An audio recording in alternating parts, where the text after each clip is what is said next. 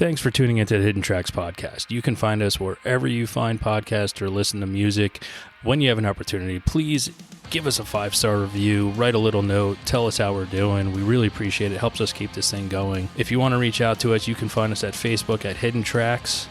Instagram is at HiddenTracks99, and if you'd like to send in submissions or talk to us or give us any feedback about what we're doing, our email is myhiddentracks99@gmail.com. Thank you so much again for tuning in, and I hope you enjoy the show.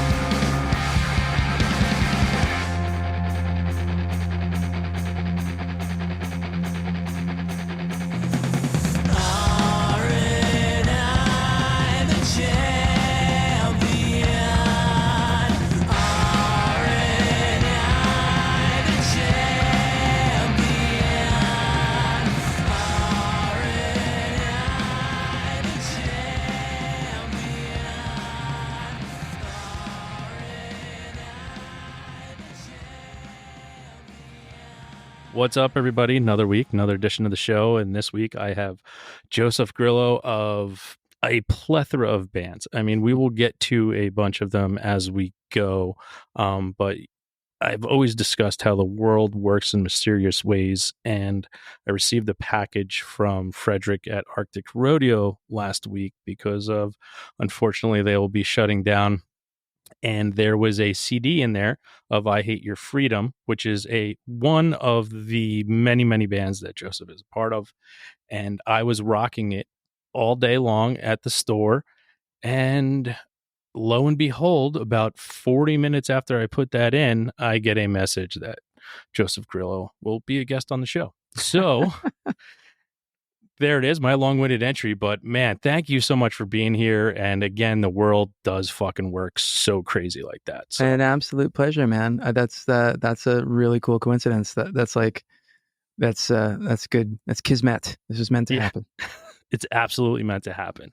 And I mean, we're going to go down a long windy road, but I want to hit, right now we got a new album from your band, Her Head's on Fire, which Hmm. is your main project at this moment. So let's I always like to find out, with the release of this coming up and the singles game has been being played on it, where, you put out a single, it's all those teaser tracks until the full album's ready to go. How are you feeling about, just in a little bit, the album's going to be ready to roll full force? Do you feel like a monkey's going to be lifted off your back the minute like everything's just out there and you can just say, okay, it's done? Yeah, because it clears the plate for the next thing. You know, there's so many different aspects, I think, of being a musician, from writing to honing it, to recording in the recording studio, to performing, and expressing the music in a live setting, and then all the promo stuff you have to do, photos, videos if you have to do videos, blurbs when they ask us to write, like, like, what is this song about, which I find very frustrating, but I understand why it has to be done. So anyways, that's once that's the album is out finally, which will be on the 19th, Friday the 19th, I believe, then it's like, okay, now it's out in the world and these songs are available for anyone to enjoy if they want to enjoy them. And so now I can continue to play those songs live and perform. But then I'm on to another project. I'm like, okay, so what's the next record going to be? Yeah. Do you ever get, because I know it happens at times, with all the preparation, how you just talked about releasing something. Do you ever get sick of the album prior to it being released? Um, you overthink it for sure. Yeah. I try not to get too sick of it because I mean, it's And it's my a different choice to world. I'm listen to not, it or not. You yeah, know what I mean? I'm It's not, like, I'm not trying to like pull it down. What I'm trying to express is like you go through sitting down, writing the songs, recording them, going over them over again, mixing, engineering, listening to it when it's finally done, doing all those blurbs, and like by the time it comes out, is it kind of like you just ready to move past it and just, because it's going to be different when you play those songs live, so you're not going to be yeah. sick of it, but just that whole experience of the album, just like, oh god, I just need to get it out so everything's just over with and I can go rock these fucking songs live. Well, what's interesting is it's I mean, the word record is perfect because it is a record of a moment in time. And so, and especially for the way we do things, where we're very like, 2 weeks, it's done. Like, you shouldn't, take forever to make a rock record. I don't think. I think at least for the style of music we do, rock music should have a sort of visceral, some energy to it. And I think if you labor over it for too many months, it can get sterile. Mm-hmm. Um, so we go in, we make this record. It's very fresh. It's very like, you know, by the seat of our pants. We're just like, a song will start and you'll be like, I think, how does the chorus for this one go? Oh, fuck yeah. It goes like this. Okay. Um, and then performing the songs live, it takes on a whole new life and they become richer and more dynamic. And that's really fun too. And I feel that it's, it's interesting to start playing these songs live and tour them and then go back and listen to the record and you're like, oh, huh, we didn't do that part as long as we do it live, or we didn't hit that accent. Um, and so, yeah, it's kind of nice to have that be done so that you can clear it out of your mind, because the biggest thing is like, it's to stop critiquing it, because there's a certain point where you can't do anything about it anymore. The Right. artwork's done, the singles are chosen, the layout's done, the music is done, it's recorded, it's been mixed. At a certain point, you're like, I can no longer alter these decisions, and that's really hard as an artist to let go of. And I see it happen with Iodine Records. I see it with the other artists on the label. Sometimes they struggle with like, is it done? Is it done? And it's like, yeah, it's done. It's okay. Yeah. And it's a hard thing to sort of let go of. Well, I always throw that out there. Like sometimes artists don't know when to, you throw too much paint on a painting. Guess what? You ruin the painting. So when you over analyze and overthink and constantly go back, like I think you brought up that awesome feeling of performing it live. It does take on a new life of its own, and I've always enjoyed seeing shows where it doesn't sound like the record. Mm-hmm. It sounds similar, but it doesn't. It the songs like change. Maybe they're up a tempo. Maybe there was something changed, and I think it gives me, as an audience, a better understanding of, okay, this was that moment in time, this is what we recorded, and every time we go out and play it, we find something new we can do with it, and it makes it more exciting, and it makes the engagement better. And there's a lot of bands that I get to see that do that, and then there's other bands that I see that I'm like, well, if I wanted to listen to the record, I would have just stayed home. Mm-hmm. So I think it depends on the genre, and depends on the band. I mean, I really like it to be fresh and new and have some excitement to it. I like how things stretch and move in a live setting. I think that what if it's exciting for us on stage, that will read to people and hopefully make them feel excited, because these feelings are authentic and they're infectious. So if I'm having a bad time on stage, you're probably going to have a bad time in the audience. So I have to make it enjoyable for myself, right? And for everybody else that's on stage first. And then you reach out and try and take that energy and like push it out into the crowd and bring them in and be like, hey, we're all here. We're all alive. Let's have a moment where we're present, and the way to do that, to me, is to have a bit of an improvisational character to it. I mean, we're not jazz musicians, right? So it's not going to get real weird. But within the rock and roll thing, we are kind of pushing and pulling and giving a little bit of life, hopefully. Absolutely, yeah.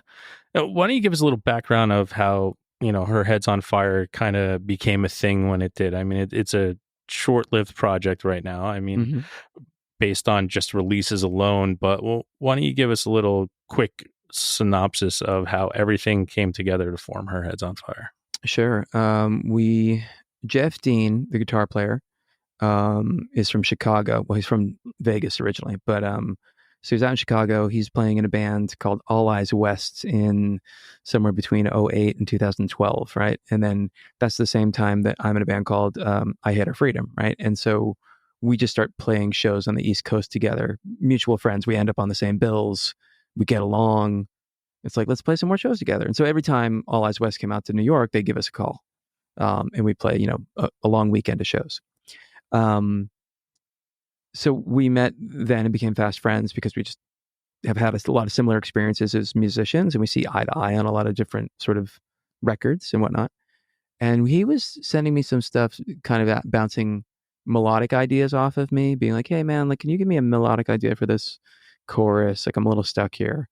And I was like, oh, sure. That's fun. I'm honored that he would ask. And then after a few of those, I was like, Jeff, why don't we just do a band? And let's make a 7-inch and maybe we'll tour UK. And that was like the original. Yeah. That was the hope, right? That was the dream. And then, Jeffrey Dean is a songwriting machine, and he just every 2 days I'd get another like song handed to me, and and I'd be like, okay, well, I'll come up with the melody and vocals for this.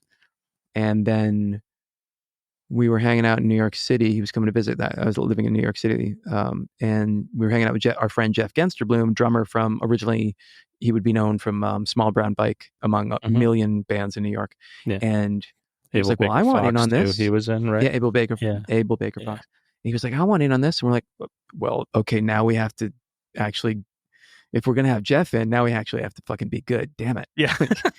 Because he's up to a particular level of musicianship that we all aspire to. So I'm like, all right, well, let's be serious about it now. And then Rodrigo was pals with, who's in Saves the Day. He's the bass player of Saves the Day. He's pals with Jeff Dean out in Chicago. He was like, I want in. And then we made a record. I think the record was made before I even met Rodrigo, or we met like the first day of recording. And or maybe the first day before we played a show. I don't remember. It's one or the other. Anyway, and so we started playing shows. It was formed around like 2018, but obviously there was this huge thing that happened around 2020. I can't remember what it was called. I don't even know. And it's all a blur. Anyway, and so we didn't really get going until, I guess, 2021. Yeah. Putting out records 2021. Yeah. 2022. Now, when you kind of start to work with someone like that, you and Jeffrey, like he's sending you stuff back and forth, and how you say he's a songwriting machine.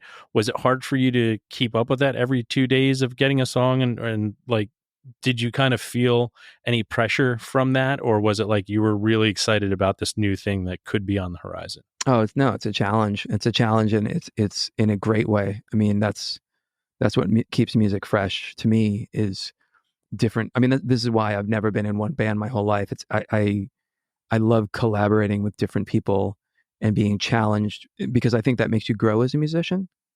Um, to have different personalities throw different things at you, and to play different roles within different bands. So like, okay, maybe this band I'm the front man and the singer, and maybe another band I'm just playing guitar and I'm laying back. Or, I really like that idea of switching roles, because I had a theater background in college.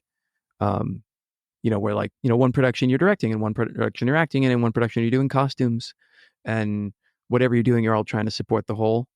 Yeah. Um, and I I think it like makes you that a better at lot. your craft in a whole, right? Too, like that's Yeah, always like in many businesses, it's like cross training. Learn to do everyone else's job as well as yours, and yeah, it's great. and it's so much more fun, and life becomes easier that way too at times. And then you have a much better vocabulary for everyone else in the band, because you know what it's like to be in their shoes. Yeah.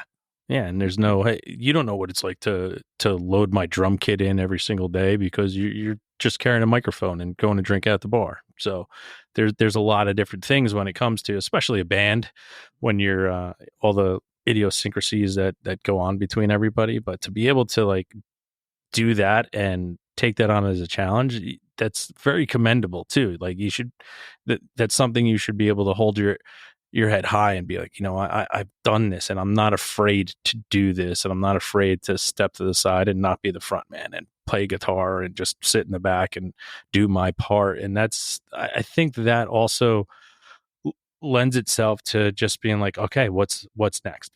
I'm kind of like that too. Everything I do, it's like once I have a goal and then I accomplish that goal, I look as to what's next. Mm-hmm.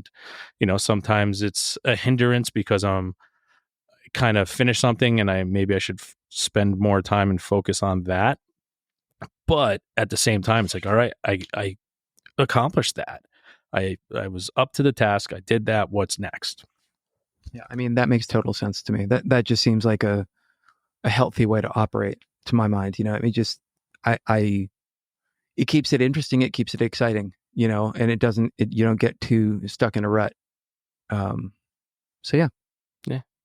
Yeah. I mean, I just did it. I opened my record store music venue. That was my goal. That was my thing. I built it.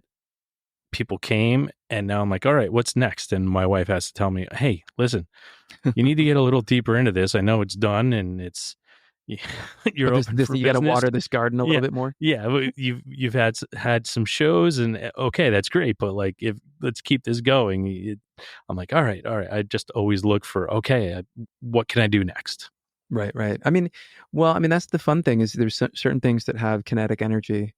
And with bands too, like there's certain bands where you can tell pretty quickly, like, oh, we're a one record band.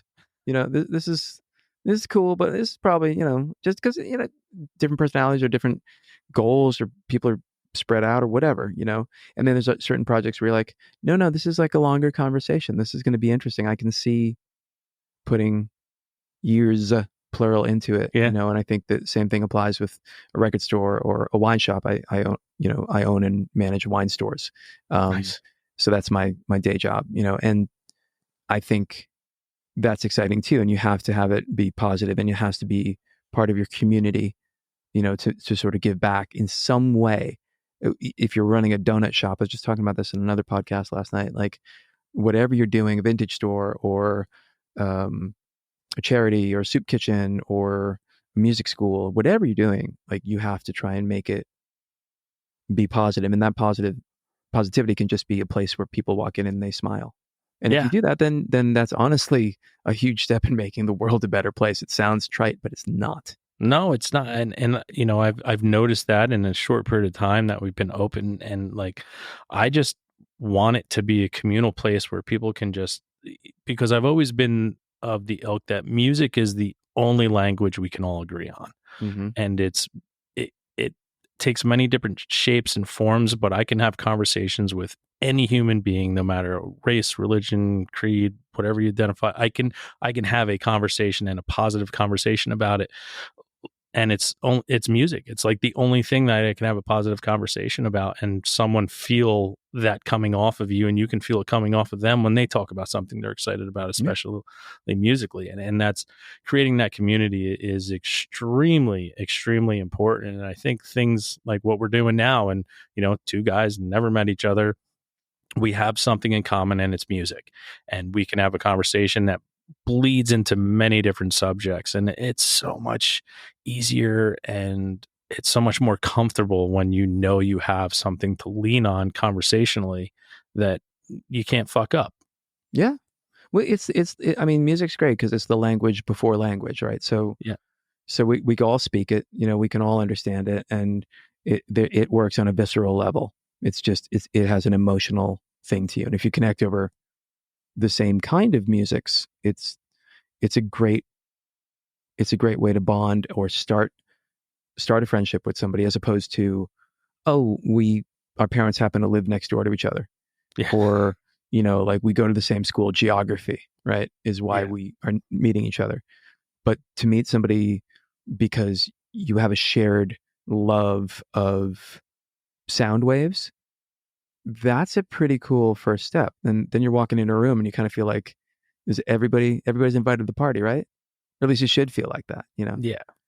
Well, okay. I want to dive into the young Joseph, where Sure. when you're a child, there's two pivotal moments that I always lean at musically with people, and it's the first time that you kind of recognize music as a thing in your life. I go back to, I was 6 years old. I heard the Beach Boys' "Surfer Girl" on the radio in the back of my parents' car in the Garden State Parkway, and from that moment on, my life changed, and music became an integral part of my life at that moment. And then there's another moment where you kind of find your own music at some point that kind of defines you. Do you remember that first moment, how I kind of described my first moment of realizing when it was something and took a hold of you? Something other than all the other things and distractions in life? Yes. No, I don't. There were so many that I can't. I remember I just heard, I listened to a wonderful podcast. Keith from the New Scene was interviewing, I think his name's Corey, from the Dandy Warhols. And he was saying that for him, that moment was hearing Queen. And when he was a kid, he heard it and he just thought, this is what cool must feel like. That he knew the word cool because he had an older brother, and he knew kids would say things are cool. But it wasn't until he heard Queen that he was just like, oh, this is what they must be talking about. And that really resonated with me, especially, I mean, with Queen for sure. But it was a bunch of different bands. There was some Beatles songs. There might have been like ABBA, like AM radio, Men at Work, like Land Down Under, like stuff like Disney songs. There were certain cadences and the way notes would hit against other notes that just made a sound there. I was like, ah, oh, what's this? Certain tones, like I don't like the sound of an orchestra. I like the sound of a quartet, and I really like individual tones. So if I heard an individual tone that made me happy, even if it was like maybe the squeak of a chair, I remember that sound being fascinating. But it wasn't. I don't think I was blown away by any particular song. It was more many things. I wish I could remember. Maybe it was one. I wish I could, but I can't. Was there a lot of music in the background? And did you grow up in a household that had music on constantly, or No, there not different? a lot. No, They had like, mom had like, we didn't listen to a lot of music. Like she had some Billy Joel records, and I'm sorry. it's okay. No, it's all right. She had a really funny thing. It was Stars on 45 doing the Beatles. So it was like a disco thing where they would get the whole side of a record is just the same damn disco beat, like, and then over it they would sing like 30 seconds of Beatles songs, but it was a cover band, so it was like studio voices. but it would be 30 seconds, and then it would go into, you know, Baby You Can Drive My Car, but the disco beat never changed. It's like And I those old remember, Miko albums. Do you remember those yeah, Miko albums? Yeah. no, I don't. So the Miko albums were like, it was Star Wars done Miko, which it was the disco version. The Miko version was disco. They had Wizard of Oz. It was the Oh yeah, Miko you hear version. that at the Yeah. end of like the Guardians of the Galaxy soundtrack. Yeah. That's that. Yeah. Yeah, yeah. Yeah. Yeah, it was kind of, it wasn't that high tech. um, but yeah, I'll find it. Stars on 45. I'll look for it on YouTube and send it to you if I can All find right. it. It's a hoot. Um, yeah, not a lot, but I did musical theater when I was very young. I started in like the fourth grade. I was doing Wow. high school productions because they needed kids for, they were doing like Oliver, so they needed Oh, like yeah. little street urchins. And the guy who did the musicals, Mr. Feldheimer, Jack Feldheimer, took a shine to me, and he just started putting me in all the productions. So, you know, Annie Get Your Gun or South Pacific, um, Oh, you were Brigadoon. a theater geek like me. Oh yeah, yeah. I did it all through. I did, you know, all these productions, Bye Bye Birdie and whatnot. But that and growing up in Central Massachusetts meant I heard a lot of hair metal. A lot of, you know, like WAAF in Worcester, Boston was a lot of like Def Leppard, Bon Jovi, Rat, Quiet Riot. But I didn't, I just heard, it was just something I heard at school dances and on the radio. It wasn't until, I'm going to the second part of your question about when I found my music. I heard Pink Floyd's The Wall, and that because it has like sort of, I think because it has like sort of a musical theater element with all the choir and the brass and everything. I really dug that. So right? many noises. Yeah. Yeah. And then my friend Todd Drogi and Ed McNamara showed me The Cure and REM. And so REM's Green had just come out, and Life's Rich Pageant and Document. So those three records were in rotation, and The Cure would have been Head on the Door, Kiss Me, Kiss Me, Kiss Me, and Disintegration was like the new record. And so those were like, I was like, oh my God, this is incredible.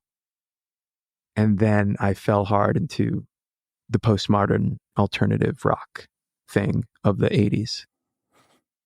Now, from that, and you know, I always say like that late 80s, early 90s was such an amazing explosion of different types of music that we were being growing up at that time was just, I don't think people really understand how much different music was alive at the same time, and every one of it had its place. You know, you had the REM and the Cure, and I wouldn't label them and put them, you know, on the same bill for a show, but like they were still could be played together. And then you had, you know, alternative music with it, and you know, I guess alternative, the grunge, but and then you still had your pop rock that was still kicking, and you did still have hair metal that was kicking and popular at that time, and it was such a vibrant moment in music. And maybe it's because I wax poetically that I'm old now and just remember that like there were so many different things that of being introduced to that you just couldn't say no to. Mm-hmm. There were less things fighting for your interest too. You know what I mean? Internet, phones, that kind of, you know, a million channels on television.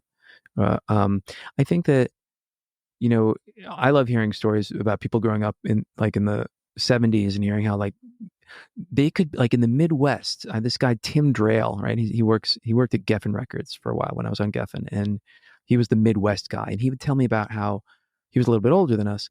He would say, oh man, like in like 77, 78, there would be a local cover band that would be doing AC/DC, Zeppelin, Aerosmith. And like they'd throw in like, you know, maybe a quarter of the songs were originals. And they could play the local amphitheater. That would be like, or like a hockey rink, like 3,000 to 5,000 people. Yeah. And everybody would like bring a case of beer. And it was like BYO, like, and just hang out and listen to a live rock band play these tunes. And he's like, that was a cool Saturday night in the Midwest. And I was like, wow, that's crazy. And then I think about like, I've talked about this before too, like big band. Like how amazing was it? Like when you read like autobiography of Malcolm X, he talks about being a kid and, you know, like dyeing his hair red and going to see the big band music. And how amazing was it when not only were like these guys rock stars, you know, the the sort of the big band guys like Duke Ellington and whatnot. Not only was it the pop music of the time that you heard loud, but it's also you could dance and you might get a date with that girl that you like. Yeah. So it was everything, and then up until, I guess sometime in the late aughties, there's such a social aspect and identity with these things. And we forget too that the bands that, like REM and The Cure, they weren't on the radio ever, other than maybe late at night on college radio. They were never on MTV, yet they were selling out Madison Square Garden. Depeche Mode, they were selling out in Worcester. It would be the Centrum, right? So there was this huge crowd. The 15,000 people in all of New England found their way to Worcester that night to see REM. And that's pretty fascinating to me too. Yeah, it's that old style of like, passing along that letter, playing a game of telephone. Mm-hmm. Like, you got to listen to this, you got to listen to this, and just passing it around. And that's where, especially nowadays, where you get to listen to 4 seconds of a song and dismiss it immediately because you can. And so I just, there's pros and cons to it, but it is a lot harder it's a lot of work. And I don't know if this is just being older, plus the way the world has changed. It's a lot of work to listen to new music and be affected by it. And yeah, you have to spend the time. You got to spend the time. Yeah, you got to put the time in, and that's one thing that I I take a lot of pride in. I do put in the work to find new stuff that's going to give me that feeling of excitement. That's awesome. And that's where, coming in, if you run down the litany of people I've had on the show, it's from people, from your era of music to new kids coming up and like being excited about the music they're creating, because I'm like, this is awesome. Like, it's like the legacy thing. I just want it to keep going on, and I just want good music to keep rising to the top and more people know about it, because it's so important to weed through the fucking shit to get to the good stuff. Yeah, I mean, I think a lot about that too. It's like, at its best, music can make us feel less alone in the world, and so yeah, what a important thing to find not only for yourself, but to find a through line in other people. And then on top of that, like, maybe it can form a sense of community. So now you all feel less alone in the world. And then on top of that, if you have a sense of community, maybe it can motivate you to continue to work to make that community and the communities around you better. So it's like, it is a all positive thing, even if it's really, really dark and depressing and, terrible music. If it touches you, that's something special. Yeah. Now, going from being a theater kid to the formation of your first band, I mean, how did that transpire? How did that take place to you enjoying doing theater to turn into playing, let's just say, rock and roll? Well, I knew, so my friends that had introduced me to the underground music, and then they also introduced me to a place called the WAG, which was the Worcester Artist Group, which was an illegal warehouse art space in Worcester that would have punk shows and dance goth shows and, weird art and performance art and folk music and hippie jam bands, all this great stuff, right? And they played in a band, and I would sit in the basement and watch them play, and that seemed attainable. I couldn't look at somebody on TV and think, I want to do that, but I could look at my friends and be like, I could play in a band in a basement. I could maybe play a show at the WAG. And then when I graduated high school, I stopped doing all musical theater. I did theater, but I only wanted to do straight plays. I wanted to be really intense and wanted to do Ibsen and Shakespeare, Tennessee Williams. And then I also really opened up to a different kind of music and I wanted to create. So it was always going to happen. So I was constantly forming bands while I was also in college. And then when what was the name of the very first band you ever created? It was called Mad Hat Cabal, and it was well intentioned but not very good. Okay. And then the second band was called Stricken for Catherine, and it was well intentioned and very good, but maybe executed strangely. um, and then the third one was Garrison, Yeah. which was a lot of fun and gave me a lot of opportunities in the world. Yeah. That's where I found you back in the day, through Garrison. Nice. We were on Revelation Records, which gave us a huge um, boost up from getting out of our New England scene. New England was great. Obviously, it's where I'm from and where I have a lot of love, but it was so great to be able to leave and go to other places and play music in in Europe and all over the States, Mexico. It was awesome. When it comes time to doing something like that, so you're in college and you're forming bands and you're kind of molding something to get to somewhere. Do you think, we talked about goals earlier in this, do you think that you achieved your goal when you were trying to put things together to where you are today? Are you still working towards something more, or are you satisfied with what you've already created? Like, I always look at, if tomorrow doesn't come, are you satisfied? Yeah, I mean, yes to both. Like, yes, I'm satisfied, and yes, I want more, but I don't want more. Like, I don't want more fame. I want more experiences. I really enjoy performing music and writing music. It satisfies something in my soul. It makes me a better citizen. It makes me a better dad. It makes me a better husband. To express those things and be able to perform them. It's a very honest part of me, um, and it makes life better. So I want to continue to have the balance of life. I don't want it to be 10 months out of the year touring like it used to be, but even if it's only going to be a month, I want those experiences to be special. So I try very hard to make them as unique and lovely as they can be for myself and the people with me, the band, the people that are traveling with us. Nice. Now, when you started to perform in a band setting with the theater background, was there like any apprehensions that you had when you were getting on stage to do it, or was it just like another scene in a play for you? It's very different in some ways. It's more nervous because you have to be yourself, unless you want to play a character in a band, which is a different kettle of fish, which I did do later, but not in the beginning. Um, uh, I wouldn't say nerves as much as excitement. I was always excited to play music for people, and to share my music. I wasn't, maybe a song or two in, I wouldn't be so excited if it was the wrong show, um, I always, I still like performing, and I think it's a challenge if you're playing to 2 people or 200 people or 2,000 people, to make it cool, no matter what it is. You're handed whatever you get that night, and you got to run with it.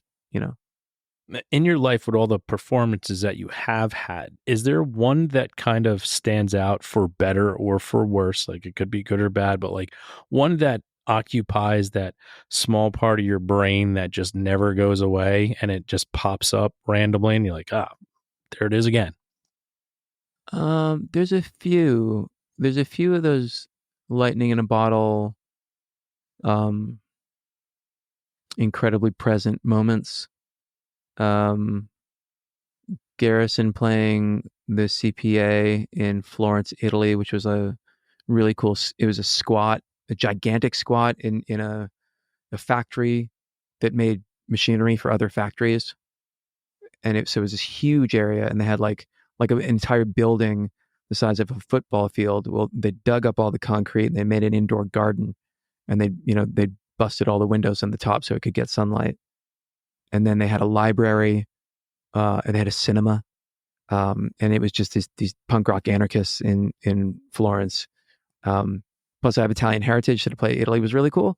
Yeah. And a couple hundred kids showed up, and we were the only band playing. And I was like, "Why does anybody like us here? This is so cool!" And it was just a whole evening of frivolity and good times, and that's kind of magical. Of a lot of shows in the UK that were kind of magical for me too. But that one, the Italian one, probably sticks out the most. At That's least, right? awesome. At least when you ask that question now. Well, yeah. Well, no, and I love. So you did one of those things that I absolutely love. You described it, and I've never been there, but in my head, I have my version of what it exactly looked like and felt like. It was really special. I mean, it's really special to be, um, as a traveling musician, you are invited into the reality of people that live in that town, and you are invited in a way that's it's really an honor. You know, I always say you meet the people you would have been best friends with had you grown up in that town. Yeah, And that is, you can't put a price tag on that. That is like a crazy experience to have over and over and over again, which is the best part of being in a band. And when you have that, it's a connection that, that maybe you thought possible in your hometown with a sense of community, but the fact that it's happening somewhere else that you've never been, is really, it's just such a gift. It's a really incredible feeling. it's awesome. Glad you had those opportunities to have those feelings. Me too. Well, what was the first like live concert that you ever got to pick to go to that was like your choice that I have to go see this? It was either REM Green, so 88, or also 88, Paul McCartney was doing the Flowers in the Dirt tour. It was the first tour where he was playing old Beatles songs, and the whole set was Beatles songs.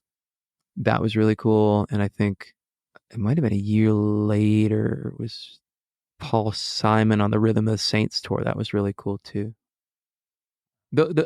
Being like first shows with it when I was young, I was like, that's me. But to define myself, like the ones where I was just like, oh, that's my scene, was probably seeing Jane's Addiction in 1990. Wow. That was probably like, I need to be at this show. Like that's my tribe. And then, all the like sort of local shows. That's kind of when I started going to more local shows, not just the big club shows, or theater shows. Is there someone that you missed seeing that you regret that you never got to see him play live? And it's only, and I look at it this way. You can't go back and say, oh, I wish I saw the original Beatles. It's the band that you have an opportunity to see and never took that opportunity to see him. And maybe you're still waiting to see him, but like you just haven't, and you really have to. I had third row tickets to see The Cure on the Disintegration tour, and my mom wouldn't let me go because she thought they looked too weird. But that summer, she let me go see Jane's Addiction at Rocky Point, Rhode Island, an amusement park, because she didn't know what they looked like because they weren't on TV. Jeez. So yeah. So I mean, but then I saw The Cure later, and it was great, several times. But yeah, that would have been nice. Yeah. And you know what? I didn't see Fugazi. Fugazi played. I mean, I saw them several times later, but they played on the Repeater tour, in Worcester at the WAG, and I think I was visiting cousins in Cape Cod that week, so I didn't see that show. That would have been fun. All right. No, yeah, there's always those shows that you miss that sometimes you'll never forget about. Yeah, that's why I asked that. What's yours? So I would definitely say it was Temple of the Dog. Had an opportunity to go see them. I said, I mean, there's 13 songs, like, and I know them all. What am I need to go see this for? Like, yeah, it'd probably be cool. And then I was like, you know what? I'm not going to go. Mm-hmm. And then now I can never see him. Yeah, that's true. So, that was my opportunity where, I kind of missed out. And, luckily I have a strong person behind me in my life and my wife now who makes sure that I don't miss things that I am on the fence about. It's you're going, like, that's just it. Nope, you're going. You're that's going great. To see that. I Foo Fighters, like, I wanted to see him, but I was like, everybody else goes to see him. I would love to just see the show once, but I don't really need to. And she forced me to. She's like, no, we're going. That's it. End of story. We're going, and then we go, and then a couple months later, what happens to Taylor? But I was like, wow, thank God I went. Yeah, I think. I mean, I'm at a point now where I want to see things that not even a huge fan of. Like, my wife and I are going to go see Deep Purple, and they're not doing Machine Head, and I'm a casual fan. I think it's cool. I saw the documentary. I was like, this is fascinating, but I don't own the record. I don't listen to it. But I'm like, well, when the hell am I ever going to get to see Deep Purple again? And they're not getting any younger. Yeah.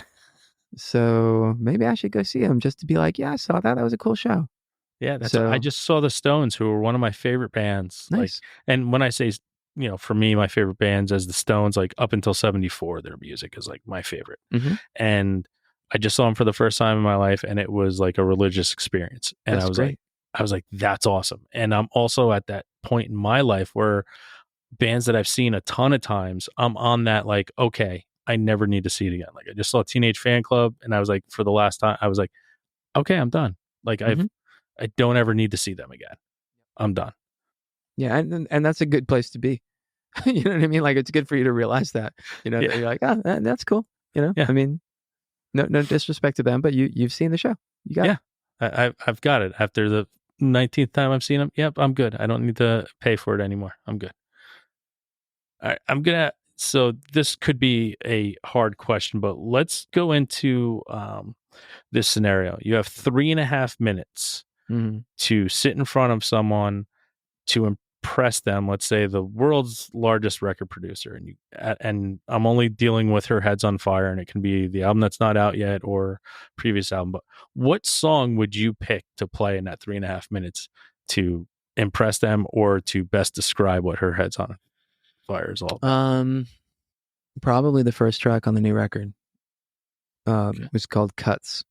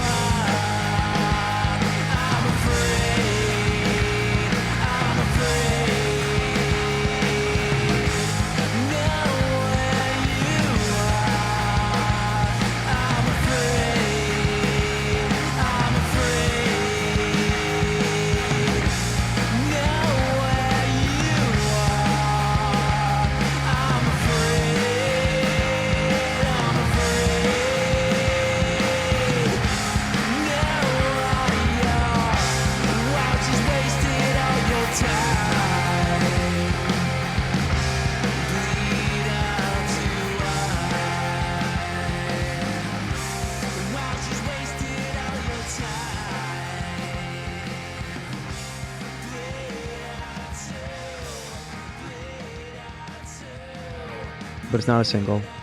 But I think that encapsulates what we do pretty well. Yeah. I'd go Would you say that that's your favorite song that you've recorded with her Heads on Fire? I don't think of them in those terms. Okay. I'm proud of different ones for different reasons. Yeah. I wouldn't say favorite. I mean, I would just say that I think that is representatory of what we do, representative of what we do. Yeah, no, that's, hey, listen, that's, and the reason I'm glad I had to stick to that and not you on a personal level with all the music you've been a part of, because we'd be here for hours going through songs. But And nobody wants to hear "Gay for Johnny Depp." I listened to it the other day, and it's a record that's in the record store. Everybody's like, "What is this?" I'm like, "You should just buy it and listen to it." I'm like, Well, just buy it and listen to it.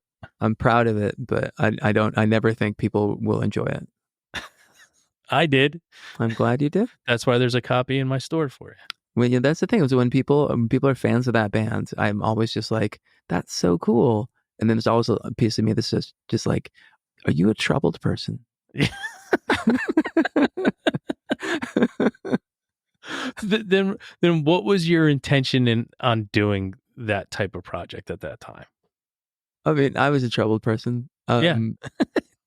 I it's kind of tongue in cheek. It's growing up in Boston and seeing bands like everyone was going gaga over all the screamy hardcore stuff, and Uh-huh. I don't mean to take anything away from that genre or what they do, right? But I felt that music was not hard to write. Like I felt that coming up with a melodic chorus was challenging and difficult for me. Stuff that's super rhythmic, and I probably because I grew up listening to a lot of like Universal Order of Armageddon and Ass Factor 4 and like Drive Like Jehu and like I mean Jehu's on a different level, but Oh yeah, like but that kind of like and I was like that's really easy to write because you just have to do energy. It has to be energetic. Um, so it was a little like I can do that too, you know. But it was also kind of like I I felt I don't know about I'm armchair psychoanalyzing myself now as we say this, but I think that like I never really particularly liked metal that much, and I felt like, but I liked energy and I liked things that were heavy. I liked like industrial things like Ministry and whatnot, but I felt that I could do this music a service, and then I could also put some fucking satire in there because I thought it was ripe to be made fun of. Because I think as a music, metal tends to take itself way too seriously. So I thought this would be great to also like make fun of a little bit, or slip things in that are subversive, like you know we're doing something that's very like frenetic and high energy, and then there's a moment where it's like paying homage to Unwound or Shellac or surf rock or the Clash, or when we're trying to just like kind of sprinkle little things in there to be like, hey, that's cool too. It doesn't necessarily follow the rules of what this music is supposed to do, but I think it's neat, and I thought that was a challenge and funny. So it lit me up musically as well as um, sarcastically, satire wise. I love that. And when it comes to like everything that you've been doing, and I mean, it seems like you're constantly on the form of creation. Do you ever get moments of doubt, or of that why am I doing this, or of I don't think I can go on to this next thing because I haven't accomplished this thing yet? I mean, like, for instance, between Her Head's on Fire, Judas Knife, Gay for Johnny Depp, I Hate Our Freedom, Garrison, all the things that you've done, has there ever been like that creeping doubt of why am I doing this? Um, that's a good question. Well, certain things, no. So I would say Garrison, I Hate Her Freedom, and Her Head's on Fire are all kind of in the same world. Like they're guitar rock. They're like pop form guitar rock. So they sound like a logical extension of each other.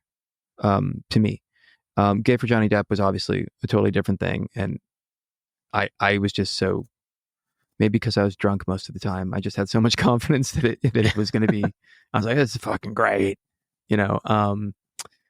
And then Judas Knife was after I'd taken some time off of music to raise my twins because I took about 5 years off, um, and so that was like kind of allowing myself to sort of open up to do to a style of music that I really enjoy, but I wasn't sure if I was going to be able to do well.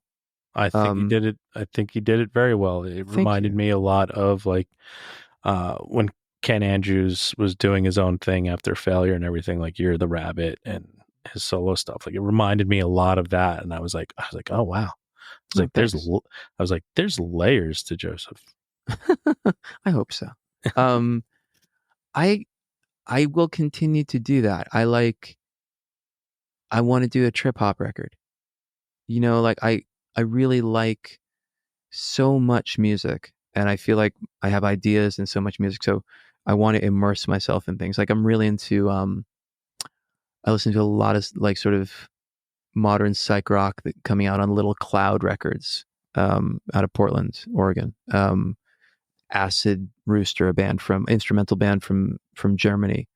Um, I really dig them. Fire Friends, sort of psych rock band from Sao Paulo, Brazil. I really dig them. I think if and when Judas Knife does another record, I think it'll be more in the sort of the psych rock thing, a little bit looser, a little bit less composed, have a little bit more sort of space to it. Um, but I always like challenging myself musically because I think that's just super fun. So I'm going to continue to always do that. I hope. I wouldn't want. I think I'd get bored if I just did the same style of music all the time. Well, I think people do, and that's why it starts to sound exactly the same over and over again.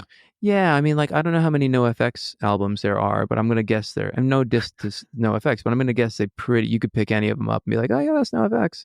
Yeah, Like yeah. There's a lot of that and for good for them because they still make a career and people still bought all 18 albums. But it is one of those things where it's like after a while, like I check out. Like I'm one of those, like if there's something new isn't sparking me from what you're doing and you're on your, eighth album, and I'm sorry, but all your old stuff's there for me to listen to and love, but I gotta move on to something else. yeah, I find that bands like the Deftones, right? Like any album, any 5 songs are great, and I really dig that ride, but I don't sense a lot of differentiation between the albums.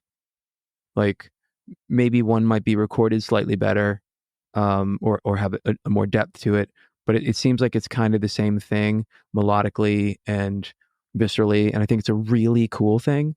But I need about 5 songs. It doesn't matter which 5 songs. Yeah, no, and I understand that. It's one of those things where you can hear a song by a band, and if you can't name the album it's off of, and I'm not saying name the album it's off of necessarily, but being like, okay, this was from, early on in their career. This was, and it's all dope. Like, I don't think it's really cool. Like, whenever it comes on, I'm really happy, but I also don't feel like I want to own it. But then again, I feel that way about Led Zeppelin. And again, like, they're a huge, important band for so many people. And I just felt like, well, I don't need to own it because it's always on the radio. Yeah. It's always there. It's always in somebody's house. If you walk in their house and they're playing, you're like, oh, it's Zeppelin too. Cool. Like, and, it's like you can't not have heard all of their records a million times. The Beatles were special to me. Probably Coda, you probably haven't heard a million times. So no, probably not. No. But I had friends in a Zeppelin cover band called Physical Stupidity, and I thought that was always a good name for a Zeppelin cover band. That is a great name. Now, do you have a band in your life that, we're talking about other bands that, never lets you down? Rolling Stone categorizes as favorite bands, but I always go towards like a band that is just a constant in my life. And when I don't know what I want to listen to, I usually put that on, them on, or the artist on while I'm searching for something else, because I know it's just not going to let me down. Well, I don't know if you've seen my hair recently, but I'd probably say The Cure. I haven't seen your hair recently. I don't think it showed up that well in the photo. I mean, they've had a couple records that I don't particularly love, but I think over the breadth of their career, and I would say this probably applies to REM as well, from Chronic Town up until Out of Time, and even Automatic for the People, I don't think they have a bad record. They didn't lose me personally until Monster. But all the rest of that stuff, year after year after year is so good. And I think The Cure, year after year after year, is so good that that's such a huge catalog for one band. You know what I mean? So there might be a record like Rodan, Rusty, on Touch and Go Records, which that record means so much to me. but that band only did one record really, and some other tracks and like a 7-inch. So they were just boundless potential. The idea of what they could have done next, but they didn't do anything next because they only did the one record and then broke up. So there's a lot of bands like that I think exist in this mythos because they are boundless potential. Like Texas is the reason. Yeah. Like Oh, they yeah. wrote a great Yeah. 7-inch, a fucking killer, flawless debut album, and then they're gone. And so it's just like, that was the what could era they have though. been? Well, Yeah. that's the thing. I think, and I go back to it because I've had these conversations plenty of times about bands like that, and it's like it was kind of the time of like either an EP and an album or two albums and you're done. Like there were so many bands like that, and it's like, what could they have been? And at the same time, for me, I just thank God that I have what I have and what they put out, because they could have carried on to something that I'm no longer in touch with. I always look at one of the bands for me was Jimmy Eat World. Like I remember hearing the very first album, their self-titled Mm-hmm. album on CD. And for me, they had from that up until Bleed America, I'm like, this could be like the 4 album greatest run of a band in my life ever. And then after that, it was like, okay, like now I'm kind of gone because Mm-hmm. nothing's really changing, nothing's getting different. But like from those, all 4 of those things were, every album was 1000% different. And Mm-hmm. I was like, oh, but I think they became that band that what could have been if they stayed together, and they did stay together. And here we are now, where I'm just like, yeah, I don't, when Something Loud came out, I was like, awesome, this is great. Like it was a great new song. And then I was like, and then the other stuff they started releasing, I was just like, oh, okay. So they gave me one. It's all context. It's all where it hits you. You know what I Yeah. mean? Like, and I think there's probably quite a few people that maybe Futures is their jam. Like, you know Yeah. what I mean? And we all grow and change, and I don't think you're supposed to listen to the music that you listened to when you were 18 anymore. I mean, you can visit it and have nostalgia for it and love moments of it for sure, but it's like you don't only watch movies that were made when you were 18. You don't only watch TV shows that were made when you were 18. It's like there's so much stuff going on, and it's Yeah. so great to go back and if taking the movie analogy, it's so wonderful to go back and watch Turner Classic Movies and look at like His Girl Friday. Like, oh, what a brilliant fucking movie. Like, Citizen Kane, obviously, It's a Yeah. Wonderful Life is an incredible film. Like, there's so many great moments. And then what's cutting edge, what's coming out now, what's new. And I think that applies to music. I think that bands exist and you take you in at some point and then leave you at some point, and that's cool. It's like, when you're, I don't know, when kids are 5, they listen to Rafi. And then probably when they're 12, they don't listen to Rafi anymore. And that's Yeah. fine. Like, and like when they're 14, maybe they listen to Youth of Today. And then, maybe they, when they're 20, they start listening to Snail Mail. I don't know, whatever. Like it's, I don't think you have to, you can always respect and look back. It's nice to look back and appreciate, oh, when I was 15, I actually liked some cool shit. That's cool. Yeah. But it's also wonderful to listen to what's coming out now. I mean, like Jane's Addiction meant the world to me in the 90s. I listen to Jane's Addiction maybe once a year now, and it's cool when I listen to it, but that's all I need. Yeah, you don't need to constantly go over it. And I think I've had that kind of moment now where, I've been going through my vast catalog and collection of music to, load some things into the store. And a lot of I wouldn't say a lot, but there's been many a times where I'm like, okay, I take the opportunity to listen to it again to make sure I can get rid of it. And sometimes I listen to it and I even go to what the fuck was I thinking? Like, why did that hit me? And then I try to remember and I don't remember, but hit me for some reason because I bought it and I own it. So, Yeah. But then there's times when you're pleasantly surprised, like you put on Spiderland and you're like, no, this is still fucking incredible. Yeah. I did it the other day. I took Afghan Wigs Black Love back out of the bin. Like, because it came on and I was like, oh, fuck this. Why? I'm not getting rid of this. This is fucking fantastic. That's awesome. You must be doing mental gymnastics in your store all the time. Oh, constantly. Yeah, that's great. That's great. All right. I'm gonna we're gonna kind of wrap this up a little bit here. So I'm going to have, before we move on to our final segment, I'm going to throw a question out to you. Rapid fire. World's going to end in 5 minutes. Meteor's going to crash into the earth, and you have to listen to one song. What song are you listening to? In my mind right now, you can't see it, but I'm like through the Rolodex of all the music I've listened to. I don't know the name of it. I would listen to, when I got married, my wife is from Hawaii, and she learned a traditional hula dance, and I would listen to that piece of music. That's right before the world ends. That's sweet. That's beautiful. My wedding song is the song that I would listen to, and it's tattooed on my arm. So yeah, that's awesome. I understand it. Yeah. All right. Any piece of music memorabilia in your life that you own that will never, other than be passed on to your children, maybe ever see the light of day of leaving your presence? Oh yeah, my SG. I have a 78 SG custom. That guitar's probably been on every record I've recorded. If it's not the main guitar, it's somewhere on there. And that's just a guitar that it just feels, when the moment I picked it up, it fits my hands. It was like they were made for each other. So that's my litmus test. Whenever I don't shop for musical gear very much anymore, but when I used to, my test was, if I start writing on it in the store, then I need to own it. Yeah. Right. So, and when I just had that guitar, I was like, my hands just instantly felt like they'd always played this guitar. So that one. Yeah. That's awesome. Awesome.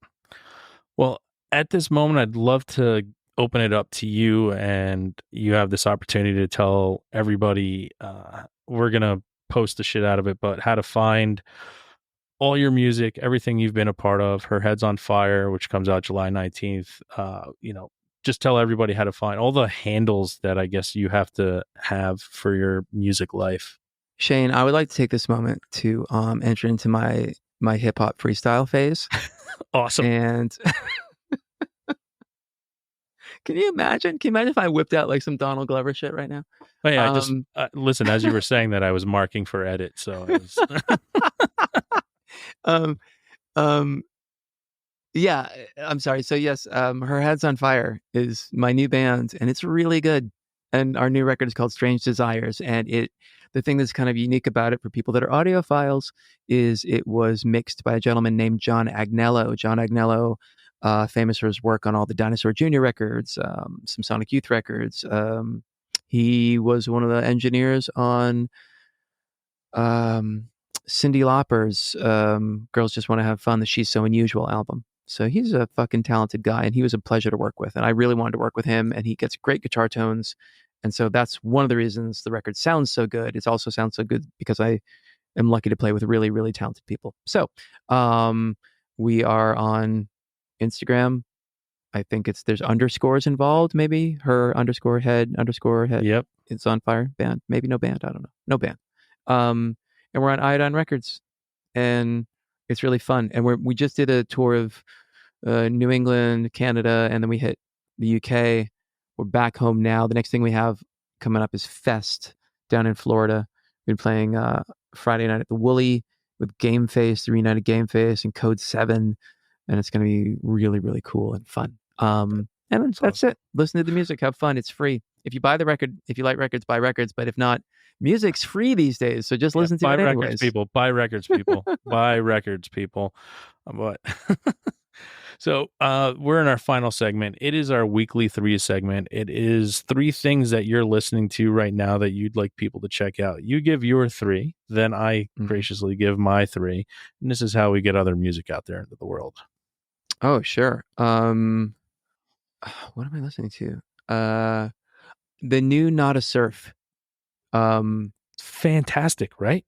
Yeah, and I'm going to tell you something, and this is embarrassing, that I didn't listen to that band for a decade plus years because I didn't want to, certain band names just don't hit you. I was like, I'm not going to listen to a band called fucking Not a Surf. Absolutely. What are they, goofy? What do they sound like, Weezer? Fuck that. You know what I mean? And what an idiot I am, because what a beautiful, brilliant, their new single blows me away. That's really cool. There's a new record by a Boston band called Magic Shop, which I actually didn't realize they were a Boston band, but that's kind of a really shoegazy, a little bit more psych rock record that came out that I'm really into. Are we supposed to go back and forth? No, you give Oh, your three, then I give my three. Oh, I okay. thought I explained it correctly. Maybe I mumbled. I mumble something. My wife tells me I mumble. And there's another band called Ancient River. I don't know where they're from, but he's got a bunch of different records out, and they're all neat and weird. That's what I'm listening to these days. That's awesome. I got 2 new things on there I get to check out. I'm excited. All right, my 3 for this week. The first band is a band called Pure Moon. It's one word, Pure Moon. Puremoon. The name of the album is Fade. They're a shoegazy band from Indonesia. Just fucking check it out. It's really awesome. I can't get enough of it. And if there wasn't a language barrier, I would die to have them on the show because it's that good. Nice. The next is a band called Cloned Apparition. They're from Montreal. They're alternative, gazy a little bit. They have an EP called The Coming of Spring. Really cool. Check that out. And last but not least is a band out of North Carolina, kind of post-rockish. The name of the band is $1,000 Movie. And then they have an EP out called Bird Feeder Volume 1. Those are the 3 things I'm listening to this week. Very cool. I'm going to check all this out. Awesome. Well, Joseph, I want to, first off say thank you not only for being here, but thank you for what you've done for me with your music, which is connect me, bring me to a different level. And from the moment I heard Garrison back in 1999, when I got home from the military and went into my little different world of music, this is how the world works. And I just love the fact that, 25 years later, I'm now here talking to a guy whose album meant the world to me back then, and all the stuff you've been a part of since takes a big hold in my life. And I appreciate what it is you do. I appreciate the music you put out in the world and bearing your soul. It's not easy. Everyone thinks they can do it for some reason, but for people to do it with talent and time is just phenomenal. And to have you here just means the world to me. So thank you so much for that. Oh, it's incredibly kind words, man. Thank you. That means a lot, honestly. Awesome. Well, everybody know what time it is now. It's time to go out, listen to Her Head's on Fire, and have a great fucking time. So we stood around with the best intentions, and then we both stood still and forgot to mention it was bad with the best intentions, and we both stood still and forgot to mention there's better men than me. I got nothing for you now.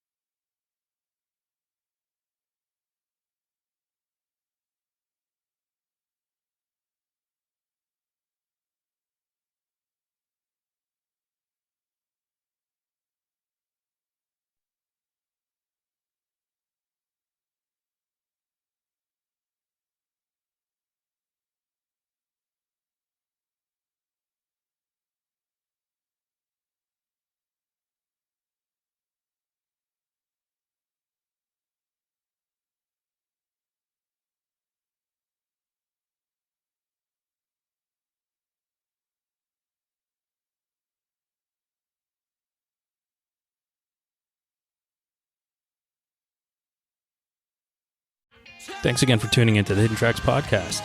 We hope you enjoyed this week's show. Don't forget to follow us on Instagram at HiddenTracks99. Also, send all your submissions myhiddentracks99@gmail.com. Tune in next week. You may find your new favorite band, and don't forget to go out and have a great fucking time.